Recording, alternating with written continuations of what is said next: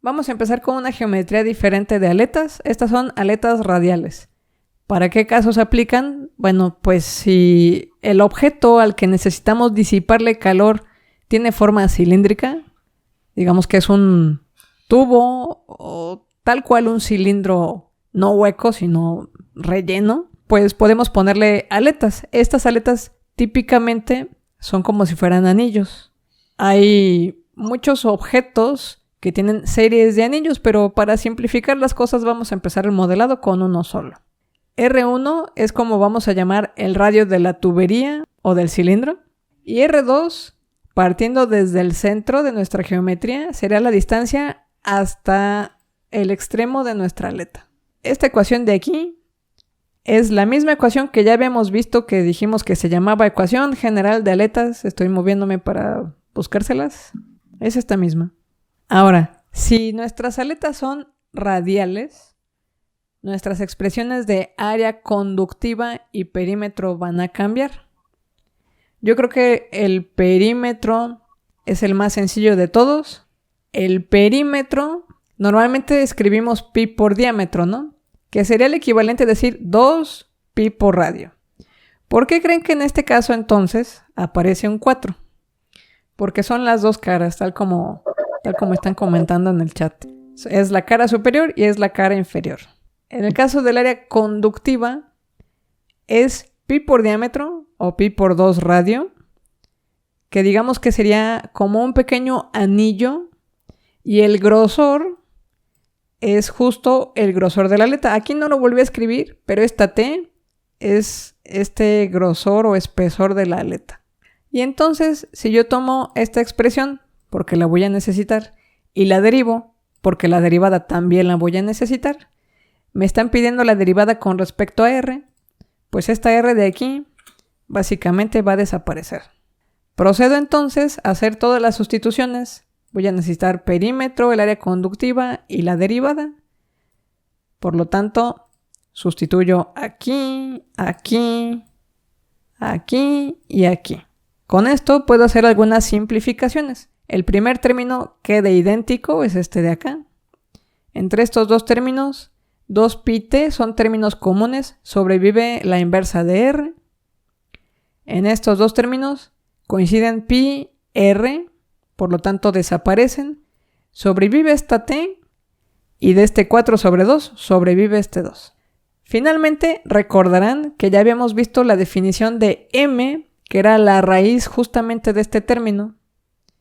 Por lo tanto lo sustituimos por m cuadrada.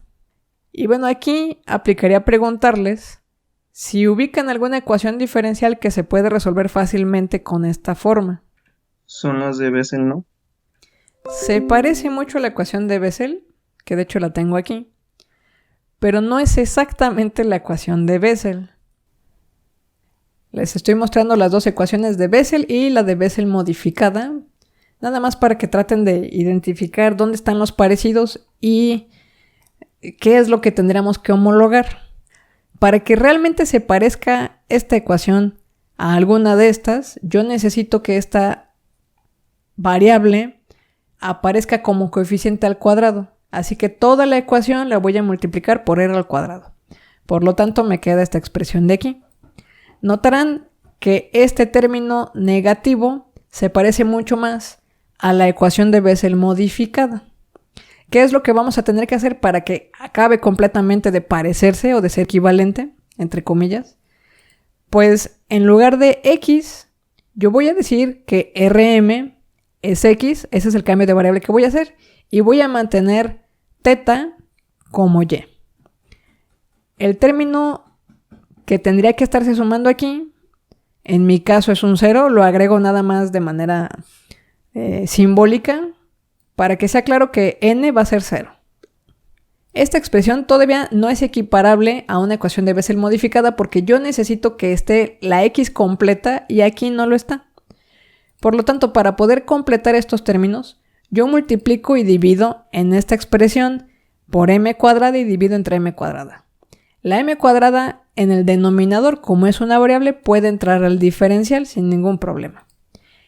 En esta expresión yo tengo la r, que quiero que se vuelva una x a un exponente 1, por lo tanto multiplico y divido por m entre m. Como es una variable, la puedo meter al diferencial. Y finalmente este término no tengo nada que hacerle, este ya está en la forma que yo necesito para la ecuación de Bessel. Para esta ecuación, el mismo manual de fórmulas de Shaun me da la solución. La función y es igual a un coeficiente a que tendré que encontrar luego a partir de condiciones frontera, multiplicada por una función de Bessel modificada de primera especie orden n que depende de x, sumado a un coeficiente que tendré que encontrar con condiciones frontera, multiplicada por una función de Bessel modificada de segunda especie orden n que depende del valor x.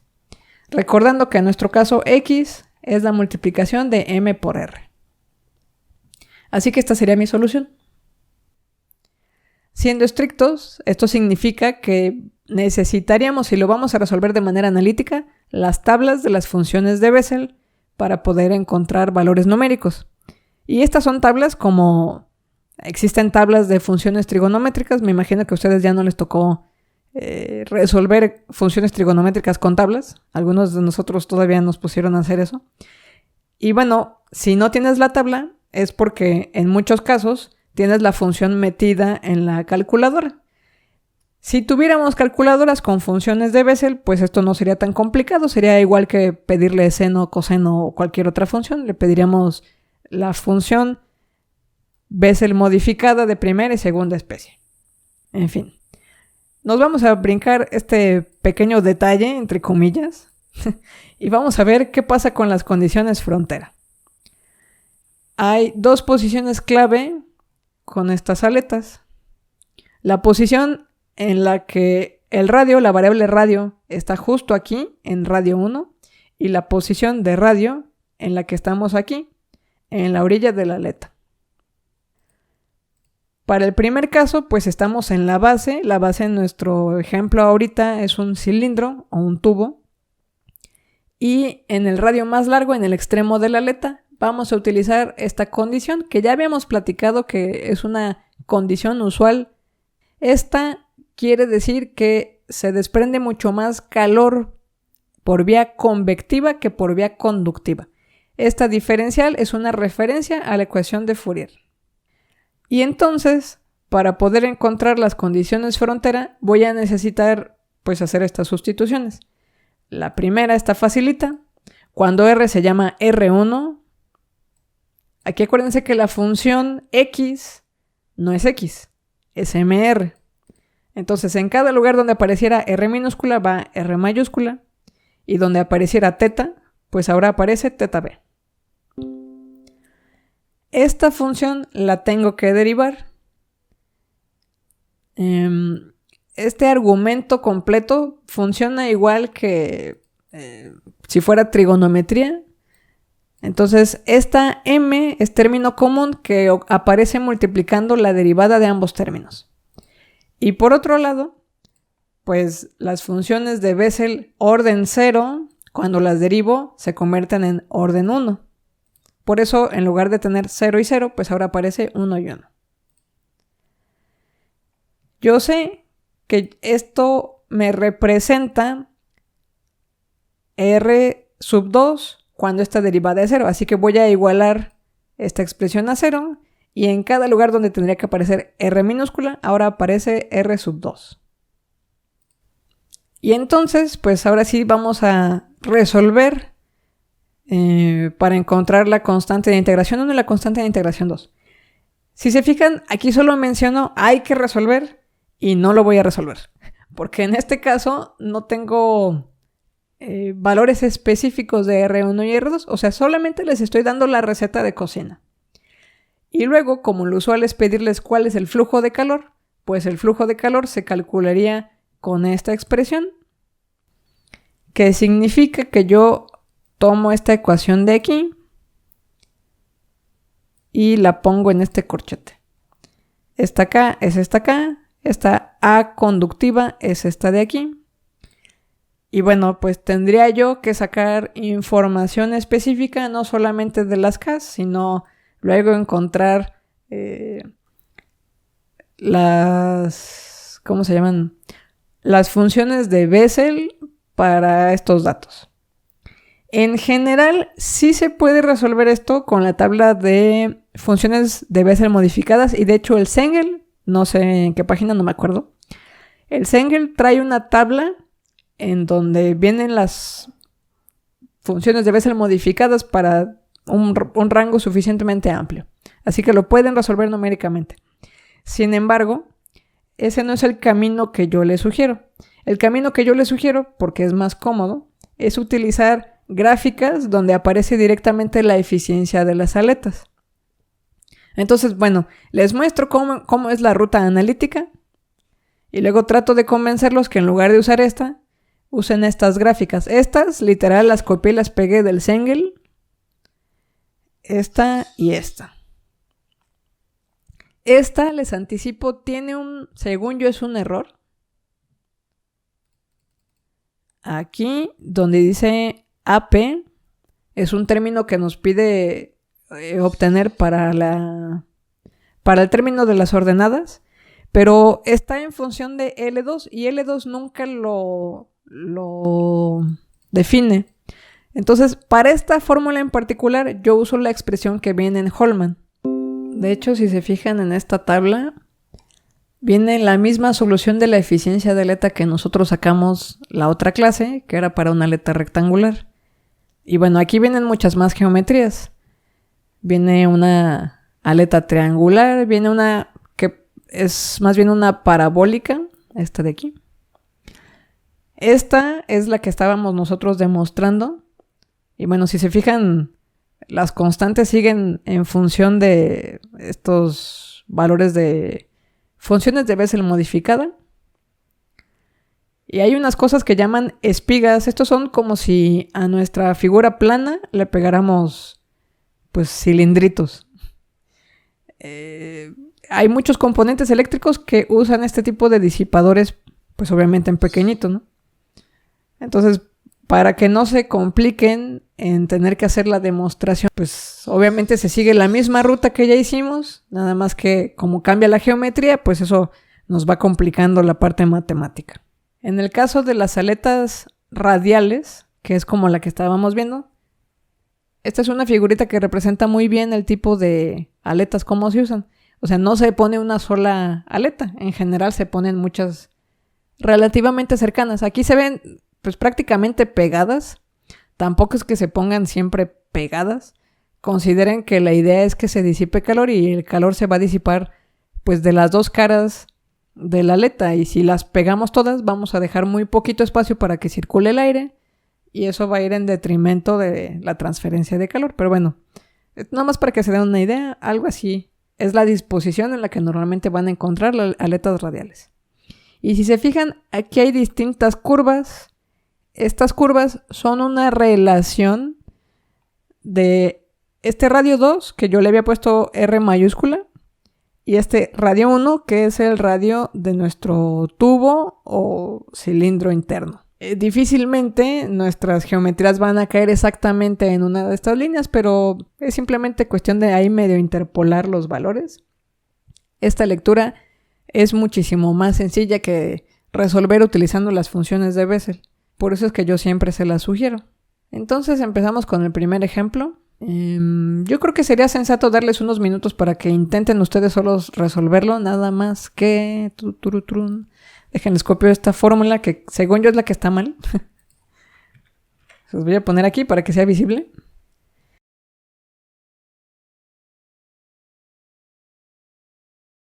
Entonces necesitamos obtener los valores con los que podemos entrar a este gráfico. Ya dijimos que vamos a entrar en la horizontal, así que necesitamos LC, H y K son datos, y luego AP. Pero la AP ya dijimos que esta de aquí estaba rara, así que yo uso la de Holman. Por ahí alguien nos dijo que era LC, bueno, lo podemos corroborar. Empezamos con la definición de LC, que está aquí arriba. Es L más T medios. L es cuánta es la longitud de la pura aleta, que aquí nos dicen que son 1.5 centímetros de ancho. Como T es 1 milímetro, pues 1 milímetro entre 2, pues son 0.05. Luego vamos a necesitar el radio 1 para la fórmula de R2C. El radio 1 es nuestro tubo tal cual entre 2. Por lo tanto son 1.25 centímetros. R2C lo saqué de esta fórmula de aquí. R2 es la distancia completa. R1 más L. Por eso la sustituí aquí. R1 más L y este término más T sobre 2. 1.25 es lo que mide R1. Es el valor de aquí arriba. Es este de acá. L es este dato, 1.5 centímetros. Y T sobre 2, pues sigue siendo 1 milímetro entre 2. Necesitamos el parámetro R2C sobre R1 para ver cuál de todas estas líneas vamos a elegir. La división da 2.24, o sea que vamos a tener que hacer una interpolación, pues así medio a ojo, entre el 2 y el 3. Y luego yo usé la fórmula de Holman, la que les copié aquí arriba. Si quieren, ahorita corroboramos lo que nos decía su compañero.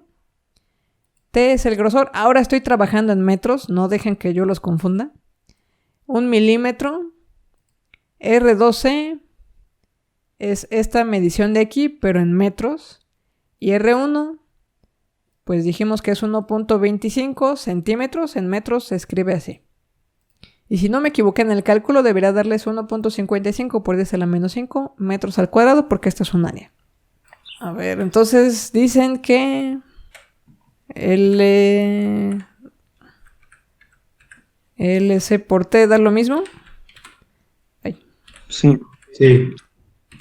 Sí.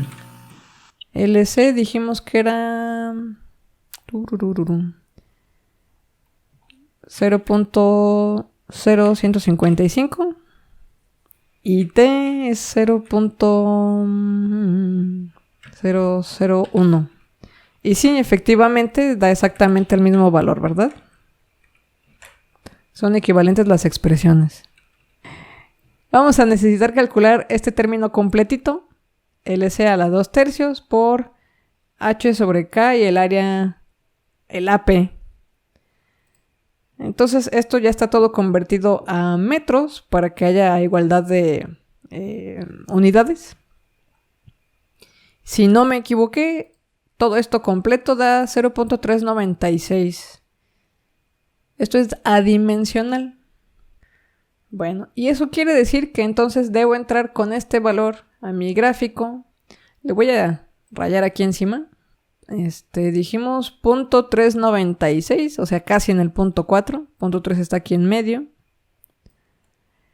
Y para acabar las complicaciones, pues no existe la raya 2.24, está entre 2 y 3.